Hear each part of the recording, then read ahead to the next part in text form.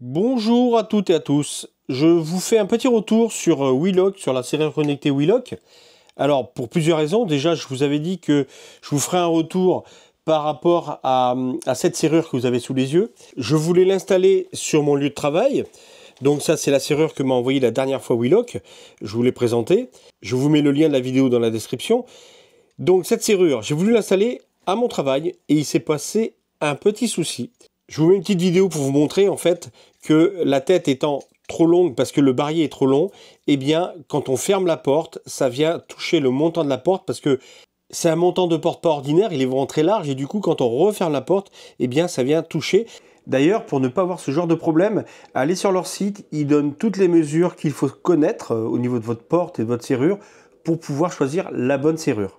Alors si on mettait comme ceci, eh bien ça passerait, seulement il suffit que quelqu'un tourne la poignée et si on est dedans, eh bien on peut plus l'ouvrir, ça viendra buter là. Donc évidemment, c'est pas intéressant. Ça, c'est un problème que j'ai fait remonter à la personne de chez Wheelock avec qui je suis en contact. Et donc elle m'a dit qu'elle avait un nouveau modèle qui était plus court et elle me l'a envoyé. Donc c'est surtout pour ça. Voilà, le voilà, celui-ci on va le mettre ici. Un modèle qui devrait passer au niveau de la porte, donc on va l'ouvrir ensemble. Donc on va faire le déballage comme d'habitude. Voilà, on l'ouvre. Alors ça appartenait à celle-ci. Hop. Alors, qu'est-ce que nous avons dedans? Nous avons la notice de la serrure. Donc, c'est pas la même. Et nous avons donc la serrure qui est vraiment plus petite, effectivement. Elle est vraiment plus petite. Mais alors, celle-ci, elle serait en empreinte digitale et à code. Donc ça, c'est pas mal. On a les deux choix. Donc j'imagine qu'elle doit être à tag également. On va vérifier. Donc nous avons déjà donc la serrure. Nous comparerons après avec l'autre. Et ensuite nous avons la petite boîte qui est là. Voilà, comme d'habitude. Toujours très bien fait. Nous avons bien la petite clé Allen à utiliser. Nous avons la rallonge si on veut rallonger. Donc ça je vous l'ai montré dans ma première vidéo. Je vous mets en lien mes deux premières vidéos sur deux autres modèles. Donc c'était deux modèles différents. Nous avons les tags, voilà, qu'ils offrent avec. Donc 3 tags. Et ensuite, les petits outils qu'on a besoin pour la monter. Ok, donc ça c'est super, c'est toujours très complet, il ne manque rien, vous n'avez besoin de rien d'autre. Vous n'avez même pas besoin de tournevis puisqu'il livre avec un petit outil qui est plutôt sympa. Voilà, celui-ci, qui va très très bien pour défaire et pour mettre en place cette serrure. Alors, qu'est-ce que je constate sur cette serrure? C'est qu'elle est vraiment plus petite. Donc on va chercher l'autre. Hop, voilà. Et donc si on les présente, ah bah oui, carrément, vous voyez, on voit vraiment carrément que c'est beaucoup plus petit. Donc là, ça devrait aller beaucoup mieux. Ça devrait vraiment le faire. Voilà, donc il me tarde d'essayer. En attendant, pour les premiers essais, voilà, les premières installations, je vais l'essayer ici, là chez moi, pour vous montrer comment ça fonctionne.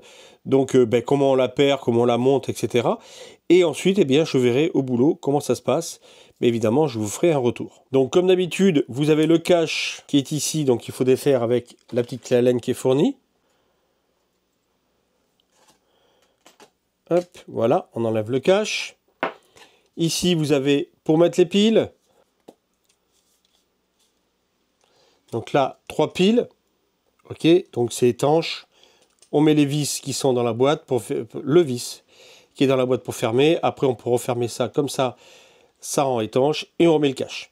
Et si jamais il n'y a plus de piles, donc les piles, vous voyez, la mienne, la première que j'ai installée, ça fait maintenant, ça doit faire 8 mois, je crois, quelque chose comme ça, 6 mois, 8 mois, je ne me rappelle plus exactement.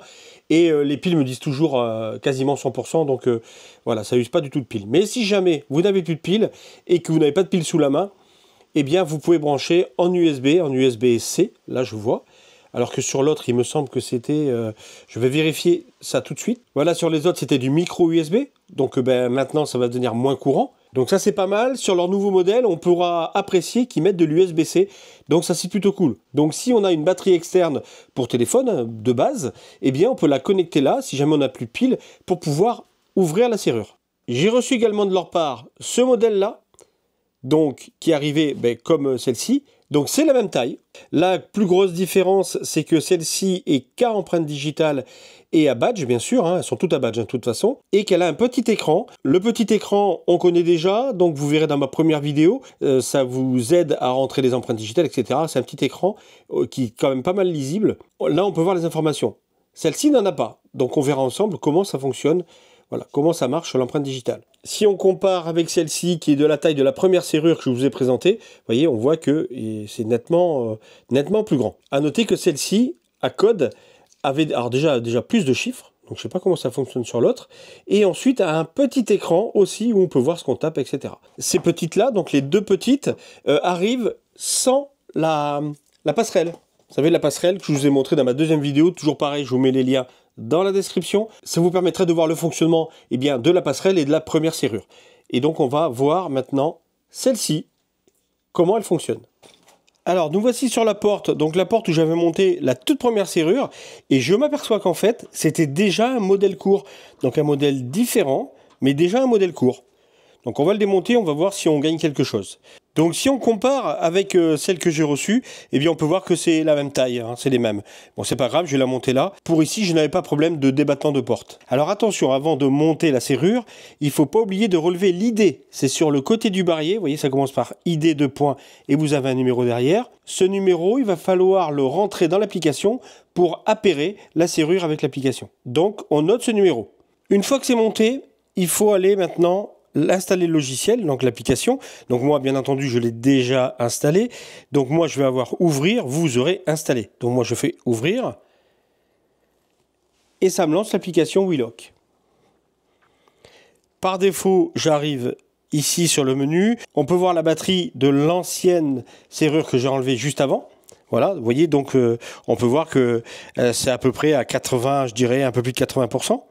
Alors, pour changer le code administrateur ou rentrer un administrateur ou un utilisateur, vous voyez, il y a une page qui est là. C'est vraiment très très simple. Tout est noté. Donc, c'est vraiment hyper facile. Donc déjà, je vais changer le code administrateur. Donc, le code administrateur actuellement est 1, 2, 3, 4, 5, 6. Donc, pour le changer, alors je vais mettre un code bidon, enfin je m'en souvienne. On va mettre à l'envers. 6, 5, 4, 3, 2, 1. C'est juste pour le test. Donc, on vient appuyer sur le 0. Ensuite, une fois le cadenas, deux fois le cadenas, on fait le code. Le cadenas, on fait de nouveau code.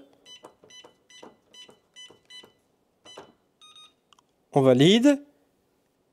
On fait une nouvelle fois le nouveau code et on valide. Ok, donc là maintenant pour entrer cette serrure, il suffit de faire les trois petits traits en haut à gauche, ensuite ajouter un appareil, ensuite un verrou, ajouter un verrou, et là on va mettre pas de QR code et on va rentrer l'idée qu'on vient de relever. Très bien, maintenant qu'on a rentré l'idée, on clique sur d'accord. Donc je dis que je suis administrateur, je clique sur lier. Alors, j'arrête là l'installation au niveau de la maison parce que j'ai eu un problème. J'ai essayé de l'appairer 3-4 fois, ça ne fonctionnait pas. Donc j'ai abandonné parce qu'il était tard. En cours d'utilisation, eh bien l'application s'est mise à jour et j'ai eu plus de fonctions pour cette serrure qui m'a permis bien d'avancer. Je n'ai pas eu de soucis avec les autres serrures, juste avec celle-ci. Et ensuite, eh bien ça s'est réglé un petit peu tout seul. Et le lendemain, quand je l'ai amené au travail, que je l'ai connecté et ouvert l'application, là, elle était appairée. Je pense que c'est une histoire de mise à jour, puisque en cours, vous allez le voir dans la vidéo, je suis toujours franc avec vous, je ne comprends pas comment ça s'est réglé tout seul, puisque ça ne voulait pas l'appairer, le lendemain c'était appairé, c'était un peu étrange, comme s'il y avait un problème avec le cloud, puisque vous savez que l'application est en cloud par contre. Je vous l'ai déjà dit dans la première vidéo, mais ça c'est quelque chose à retenir, c'est une application cloud. Pour celle-ci, je pense que je suis tombé au moment d'une mise à jour au niveau du cloud qui a provoqué ce problème. Donc là, en tous les cas, maintenant, ça fonctionne. Alors, ça y est, c'est installé sur la porte du bureau. Donc, c'est une ancienne porte, mais voilà, ça marche quand même. Donc, vous voyez que au niveau de l'écartement, ça va très très bien. Donc, je n'ai pas encore enlevé les plastiques. Donc, ce qui fait que, bien sûr, quand on ferme, voilà, pas de problème, bien sûr c'est fermé, ça c'est pas compliqué. Maintenant si on passe de l'autre côté, ici, donc sur cette prise là, ce qu'il y a de bien, c'est que nous avons soit des codes, soit l'empreinte, soit le tag. Donc le tag, tout simplement, on appuie là, et voilà, et ça fonctionne. Au bout de 5-6 secondes, ça se referme, enfin ça rebloque la prise, voilà, et ça ne fonctionne plus. Ensuite, l'empreinte, on appuie toujours sur le cadenas, et voilà. Et ensuite le code, donc pour le moment pour le code, il suffit de taper un code. Donc ça c'est le code que j'ai laissé pour le moment. Et voilà. Alors mon collègue m'a fait pour que ça passe, parce que même ce modèle-là ne passait pas. Bon, il a été un peu généreux, c'est pas grave. Je suis en train de faire une pièce 3D pour venir voilà, cacher ça et cacher aussi l'ouverture. Voilà une pièce 3D qui passera là. Donc ça ira très bien, c'est pas grave. Mais c'est vrai qu'il faut faire attention à ça. Les encadrements de portes qui sont un peu trop grands, vous voyez, ça ne serait pas passé, ça ne passait pas. Alors nous allons voir ensemble comment rentrer un badge. C'est assez simple. J'ai enlevé la serrure de la porte parce qu'il y a pas mal de monde qui passe dans le couloir, donc ça sera plus pratique comme ça. Volontairement, je vais mettre un badge standard, RFID. Vous allez voir que ça marche très très bien. Pour ça, la notice est très très bien faite. Donc, il suffit de suivre, vous voyez, l'indication. Alors là, ça va être un badge pour les utilisateurs. Donc du coup, je prends le bas.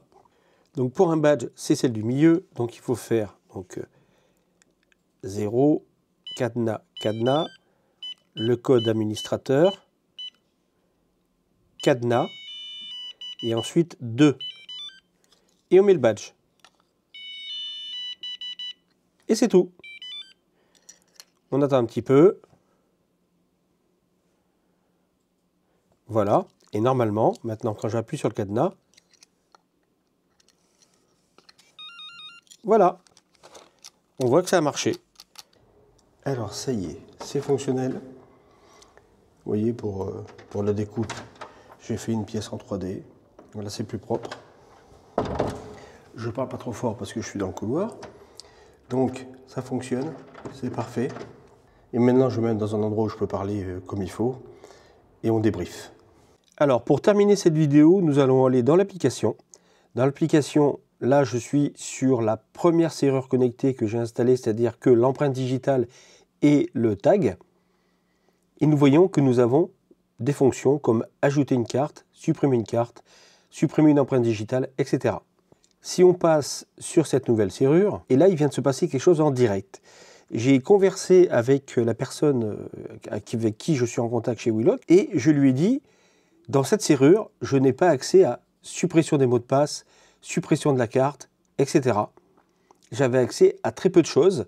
Et d'ailleurs, pour effacer un utilisateur, il fallait effacer tout le monde et recommencer. Et donc, elle m'a répondu que c'était normal.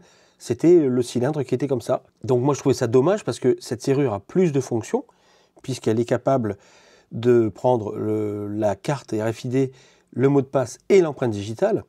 Mais par contre, c'était beaucoup plus compliqué à s'en servir, on va dire, si on veut mettre une carte, enlever une carte, mettre un utilisateur, enlever un utilisateur. Et là, en direct, vraiment, alors je ne sais pas si je l'aurais sur la vidéo pour le coup, parce que je ne sais pas si j'avais mis en route, mais j'étais en train de préparer le départ de cette vidéo, et j'avais toujours accès à très peu de choses, donc il y avait vraiment une ligne et demie, et là d'un coup, eh bien, tout est apparu à l'instant. Donc, eh bien, c'est qu'ils ont fait quelque chose entre-temps, et donc c'est parfait. Donc voilà, la fin de ma vidéo, elle est portée là-dessus, et en fait, non, c'est les mêmes fonctions. Donc ça, c'est plutôt cool. Donc je termine avec cette serrure connectée. Je reviendrai donc vers vous, comme je vous ai dit, dans 2 ou 3 mois après un fonctionnement beaucoup plus intensif, et je vous dirai réellement et sincèrement si ça vaut le coup ou pas. En attendant, pour le moment, ce que j'en ai vu, ça vaut le coup. Donc comme d'habitude, si vous avez aimé, mettez un like, partagez, abonnez-vous, ça fait plaisir. Activez la cloche, vous serez averti de la prochaine vidéo. À bientôt.